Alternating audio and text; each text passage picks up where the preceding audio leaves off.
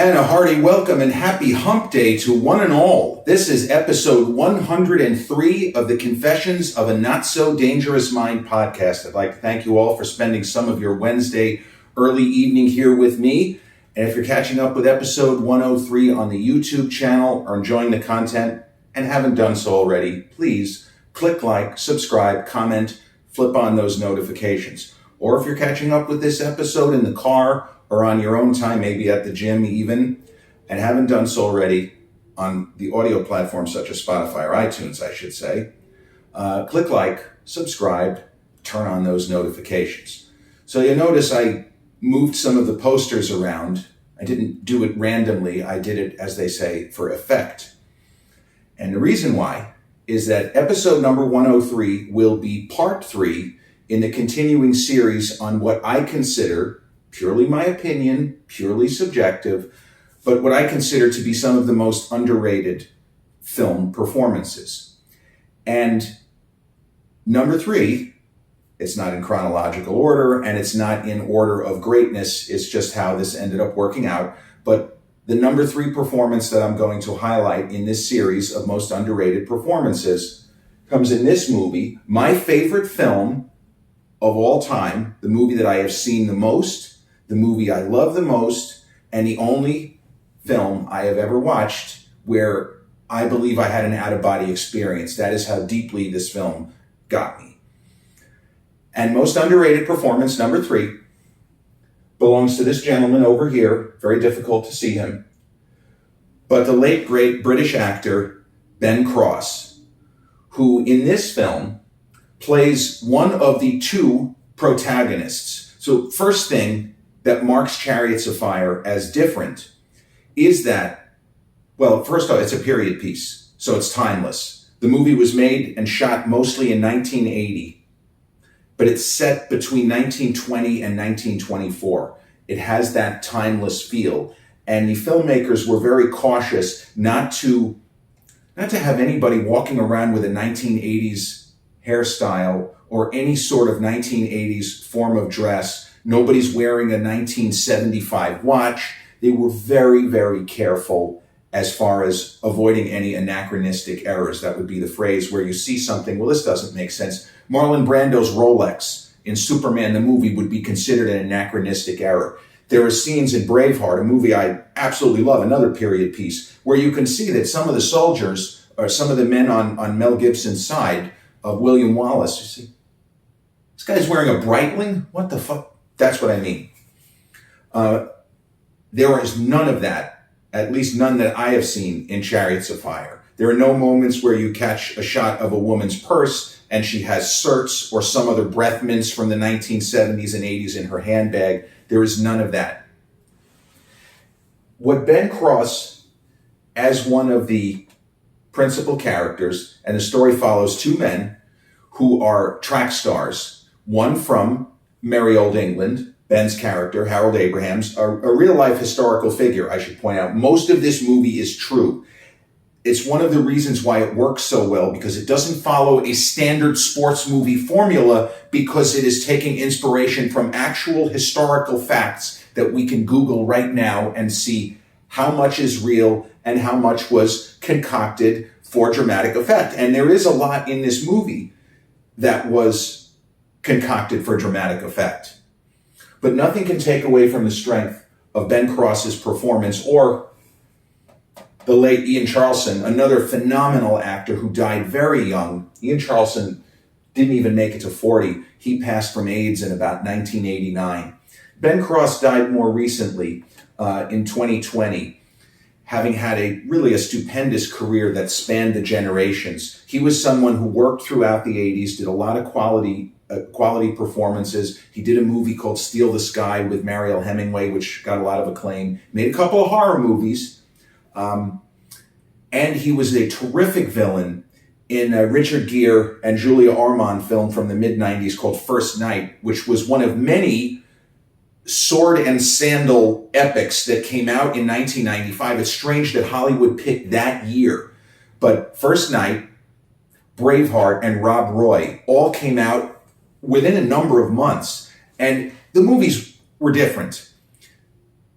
But it's strange that Hollywood, it would be like if Hollywood produced 3 films in the ballpark of Gladiator in the same year. It's strange to have that happen. But in the movie First Night, Ben plays a villain. It's, as they say, about 15 years after Chariots of Fire. He plays a kind of fallen prince, or a prince who has sort of turned to the dark side, Star Wars kind of shit, where he was once Prince Arthur's most trusted knight and Lancelot, and now he is going to take Arthur's kingdom. And even though it is a sort of mustache-twirling, dastardly villain role, Ben Cross brings it and gives it everything he's got. And then 15 years after that, he plays Spock's father, Sarek, in the very, very solid J.J. Abrams 2009 Star Trek reboot, where Chris Pine is, I think, great as Captain Kirk. He's not Shatner. I mean, he's probably a better actor. Now, probably he is a better actor than William Shatner. But Shatner, that was Shatner's role. And Chris Pine could never be William Shatner as Captain Kirk, especially in the movies. The weight that Shatner brings to the movie versions of his iteration of Star Trek puts him on another level. That's neither here nor there. Ben Cross as Spock's father in the Star Trek reboot, just marvelous. Just a marvelous performer and performance. But as far as Chariots of Fire specifically and what Ben is able to do, it is a personal thing. I identified with the character as a small boy, 7 years old, when I first saw it in that darkened theater. I think we went to the movie theater at the Green Acres Mall, of all places. Only time I ever went to that movie theater. I grew up in Massapequa. Why would you drive all the way to the Green Acres Mall from Pequa? Yeah, we had family that lived in Valley Stream, but that wasn't the reason. My parents had been told, my dad especially, a couple of guys at work, Alan, you have to see this movie. It's maybe the best movie I've ever seen. Had 2 people apparently at work that told him that. And my mom, somebody at bowling had said, you know, Candy, I hear this new movie with running. It doesn't sound interesting, but people are going crazy over it. So when we saw it, and I didn't want to go, I talked about this when I discussed my favorite movie of all time many, many episodes ago. But it is a real thing that sometimes in life, even if we're not kids, we get dragged to a movie, an event, we don't want to go, and we have a kind of angry resistance. It's to the credit of this movie that within a few minutes after the lights went down and the movie began, that I suddenly forgot that I was upset and I was mesmerized. But specifically, if I may say, growing up Jewish in the suburbs, in Massapequa, which at the time had a high percentage of, relatively speaking, Jewish people and Italians. And of all people, William Baldwin, one of Alec's brothers, he talked about, even when he went to school, and he, I believe, graduated from Berner. I went to Massapequa High in 1981. And even then, when he was growing up, the town was referred to as Matzah Pizza. There were a lot of Jewish people, relatively speaking, and a lot of Italian people. I just always got such a kick out of people calling it Matzah Pizza. But Ben Cross, the real Harold Abrahams, was Jewish. The real Eric Liddell, the other lead, played by so beautifully by Ian Charleson, is somebody who wants to convert people to his version of Protestantism, Christianity. It's definitely not Catholicism. But the idea is that both of the characters, even though the movie is not preachy, it is not a long sermon telling people to be more religious. It doesn't do anything like that.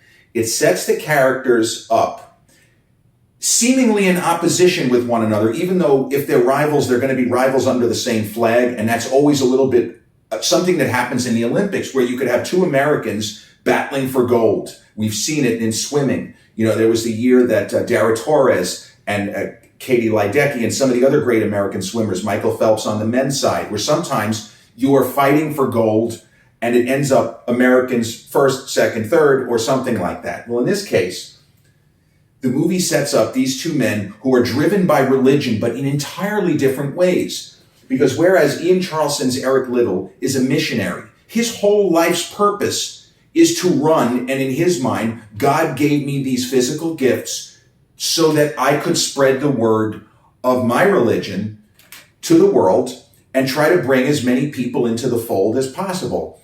And normally, I'm not really one to be I don't really like the idea, especially 100 years ago, because there's definitely an imperialist aspect to it, which when I was 7, I would never have thought of. But in general, I'm not on board with the idea of going out of your way to try to convert other people. People used to knock on my door.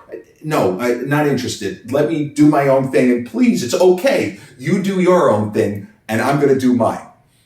But the way the character of Eric Liddell is presented, he's such a nice guy. Even now, I cannot do anything but like him because he is a man of principle. He is not full of shit. And he really believes what he is espousing. He is not a hypocrite. And there's a huge point, and this is something that we've all seen, and many people have issues with the Bible thumpers or people who are telling you how to do your religion when they're not following what they're saying. And that's a problem for me. Some people, it doesn't make any difference, and that's fine. To each their own. But his character, it's a major point of the movie, is that he is a man of integrity. And Harold Abrahams, in a different light, he's Jewish, he is not religious. His counterpart, Eric Liddell, is very religious. But Harold Abrahams is not religious. And the movie very early on strikes a note explaining, without explaining, but just by putting these two very interesting characters, they don't meet until about halfway through the movie. But putting these characters theoretically in opposition, but not because Harold Abrahams is Jewish and not particularly religious. And Eric Liddell is a man of faith who believes in God and believes in keeping the Sabbath holy. A lot of stuff that Ben Cross's character, Harold Abrahams really doesn't give a shit. One man runs for God in his way. Eric Liddell runs for God to try to convert as many people as possible to his way of religious thinking. Harold Abrahams wields his Jewishness like a weapon, and he even uses the word weapon. It's like a sword. It's a chip on his shoulder, a badge of honor, even though he is not religious. We don't see him in temple. We don't see him sermonizing. We hear nothing about his religion other than what I just said.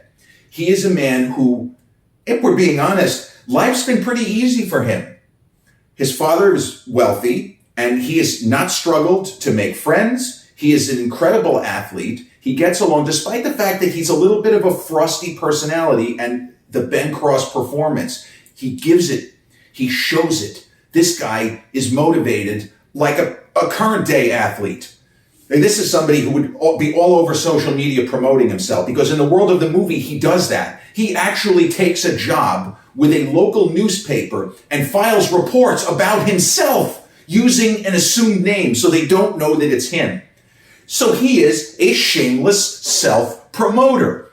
But the way he does it with such panache. He does it with such style. We understand he's trying to make a name for himself. And he knows when he puts that name out there, Abrahams, almost everyone is going to say, Jew, he's Jewish. And they'll form whatever opinions they want based on that. Now, we don't see Eric Liddell's character be sort of denigrated or get any kind of a cold shoulder specifically because of his religion. And we don't see Harold Abrahams in the world of the movie be denigrated. But it's a perception. And in the perception of Harold Abrahams, he is being looked upon differently simply by virtue of what religion he happened to be born into. Because we're led to believe that no one in his family was even religious. This is just what we are. It's not who we are. It's not why we are. It's simply what the family lineage is.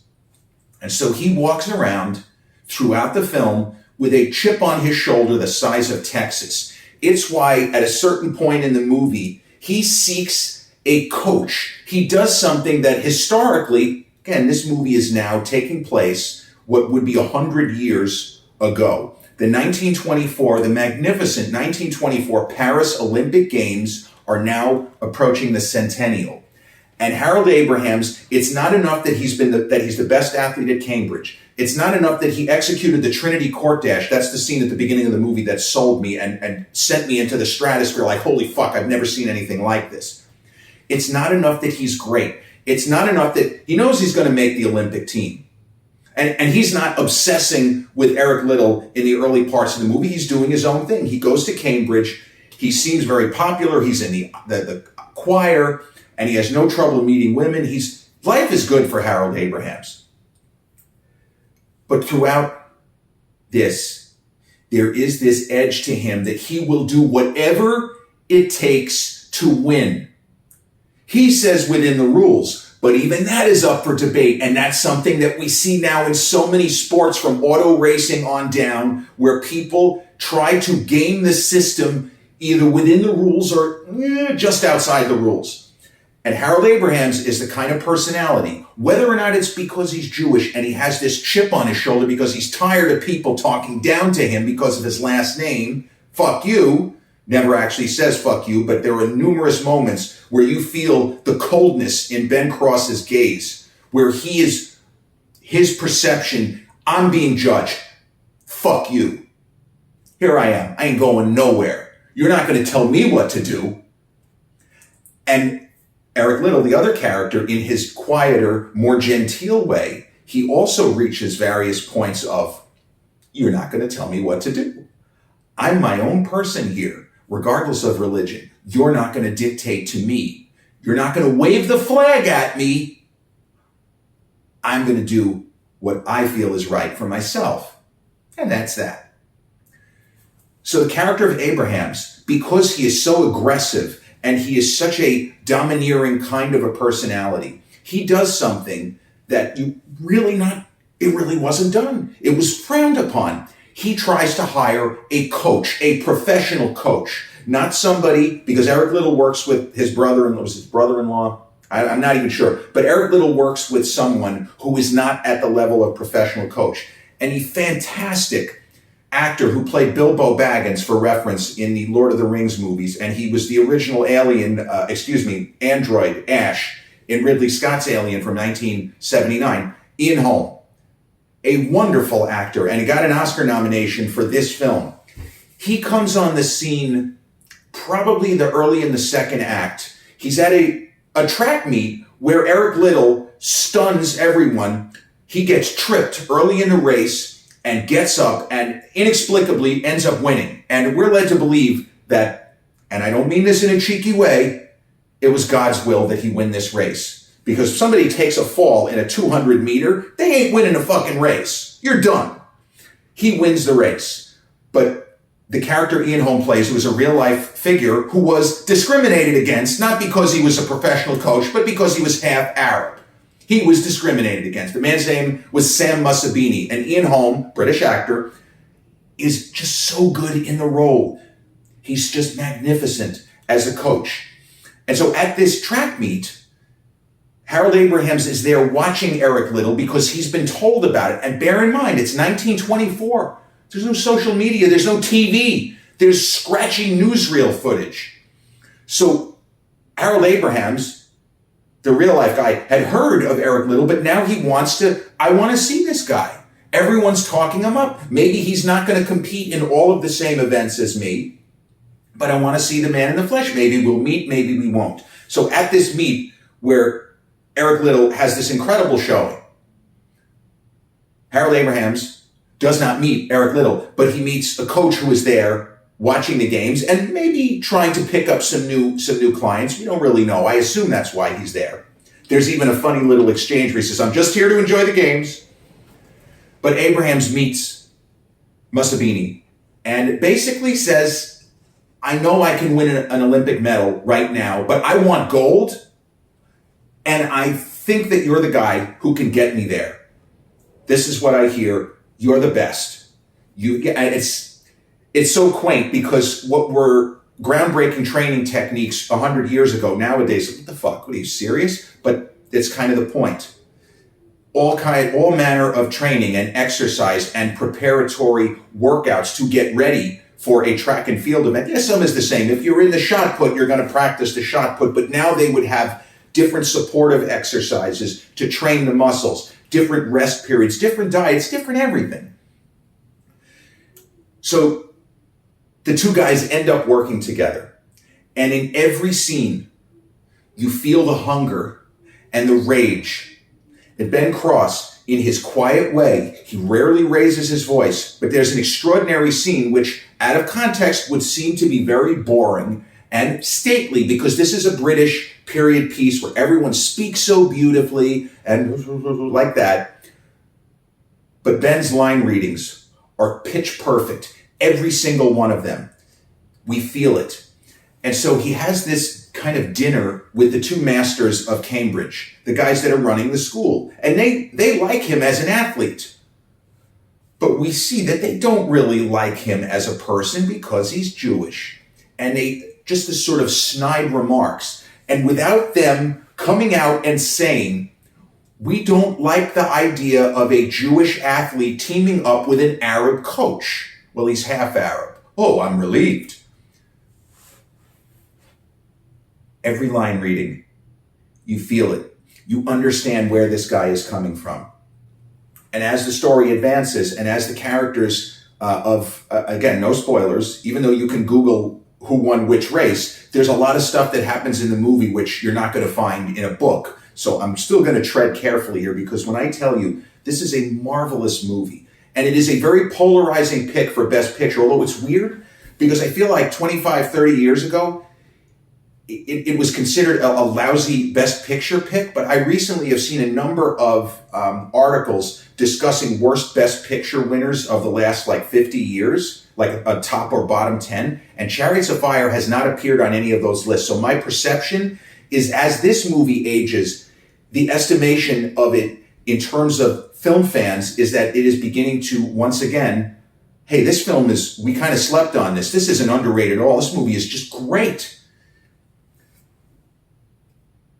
The preparation for the 1924 Olympics and what appears to be a showdown in the Olympic 100-meter dash between Harold Abrahams and Eric Liddell. Here's the spoiler. It doesn't happen. And it doesn't happen because Eric Liddell, being a man of faith, cannot run on the Sabbath.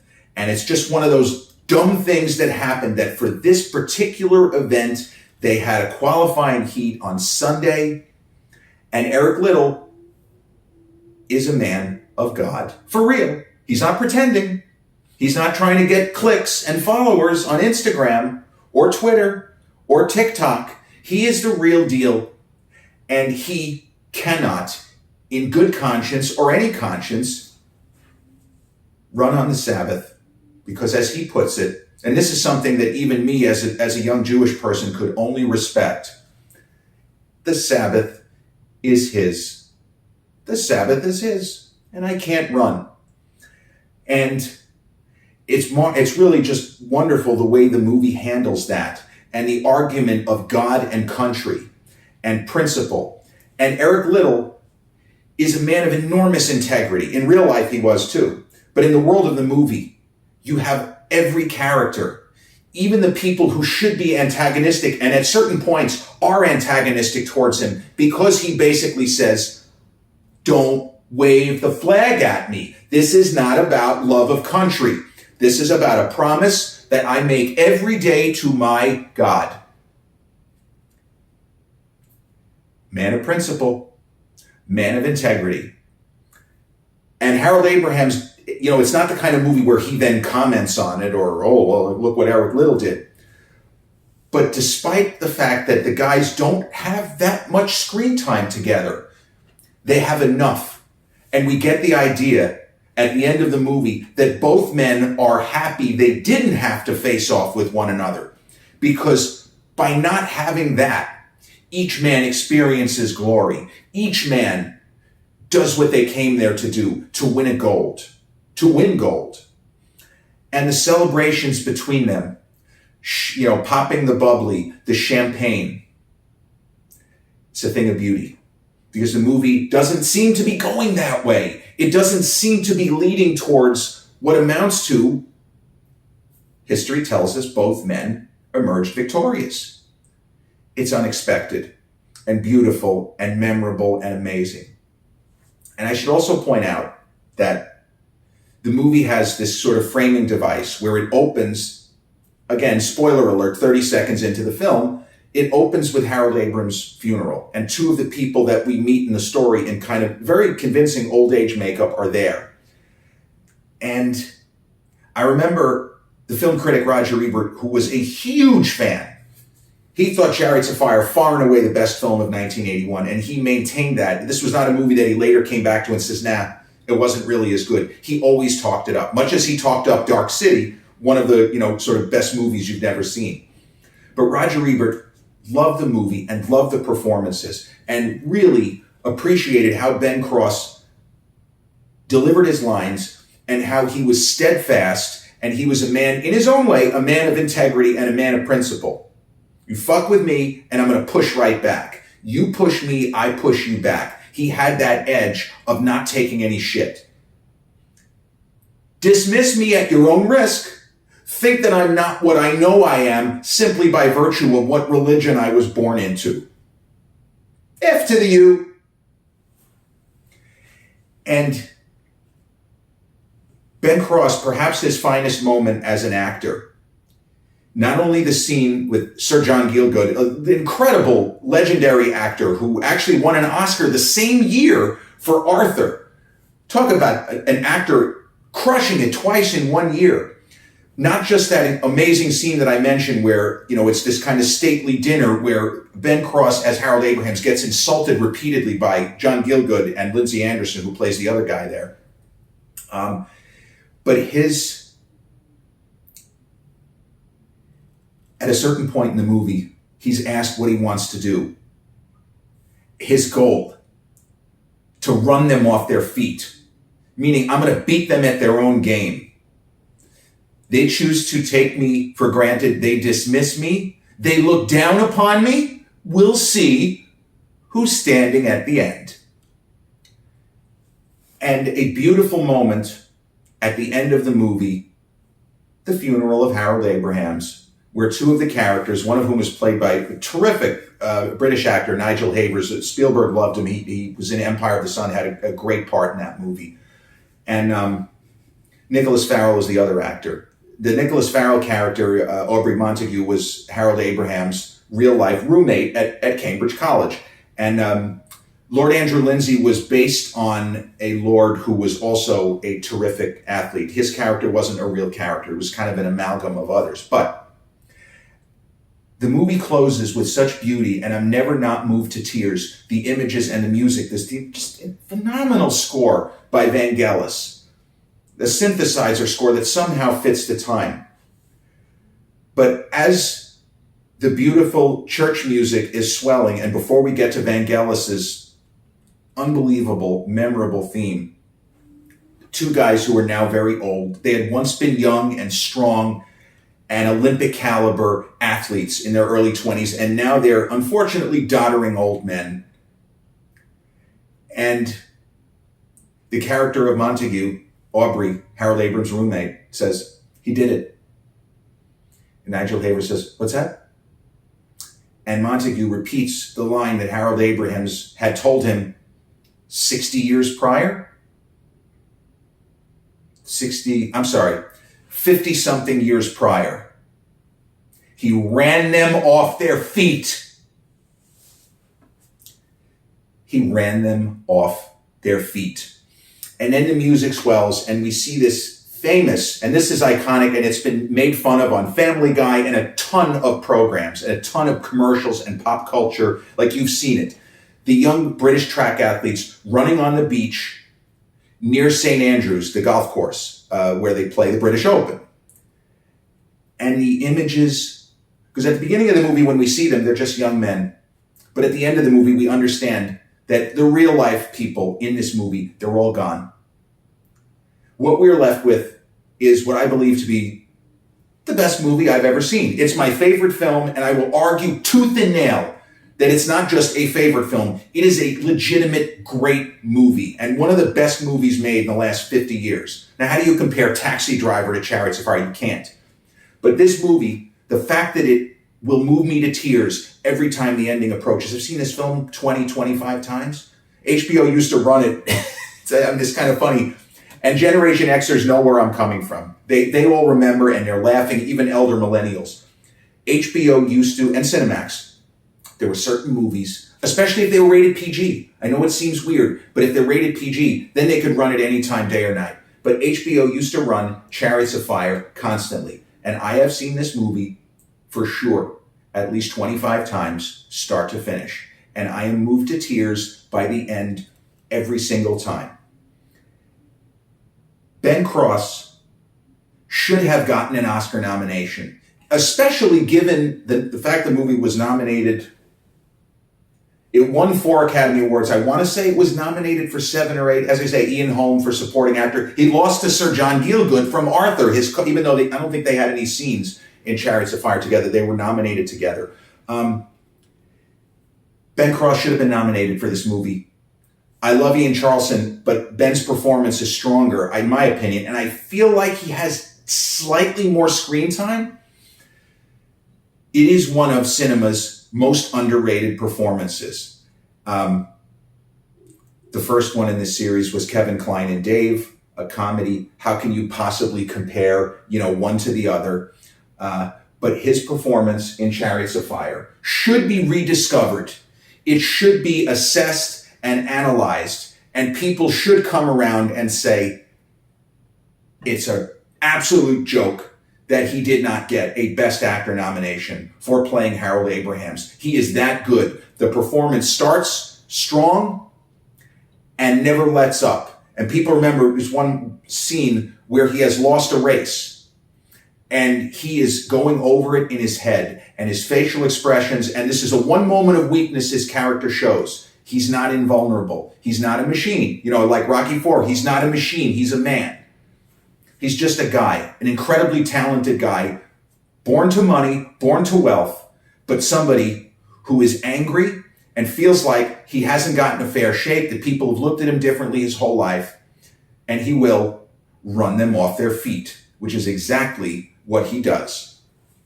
Ben Cross as Harold Abrahams in the 4-time Oscar-winning Best Picture, including Best Picture, I should say, from 1981, Chariots of Fire. Performance number 3 in my series of most underrated film performances.